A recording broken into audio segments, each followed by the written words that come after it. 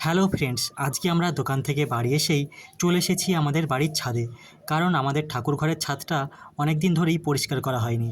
তাই ভাবলাম আজকে ছাদটা ভালো করে পরিষ্কার করে ফেলি। তো তোমরা দেখতেই পাচ্ছ ছাদে অনেক পাতা জমে একদম নোংরা হয়ে গিয়েছে। আর সামনেই তো বর্ষাকাল আসছে। বৃষ্টি শুরু হওয়ার আগে এগুলো যদি পরিষ্কার না করা হয় তাহলে এই পাতাগুলো জলের পাইপে আটকে যাবে।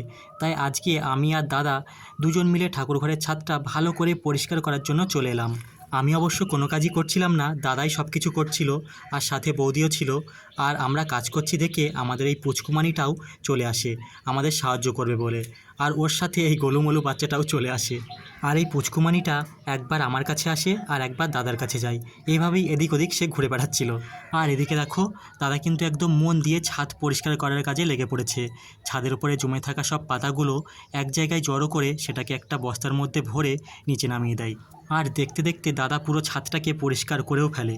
তো এবার আমাদের কাজ শেষ, এবার আমরা যাই। আর তোমাকে বলছি, হ্যাঁ তোমাকেই বলছি, যদি আমাদের এই ভিডিও তোমার একটু হলেও ভালো লেগে থাকে তাহলে একটা ছোট্ট লাইক দিতেই পারো।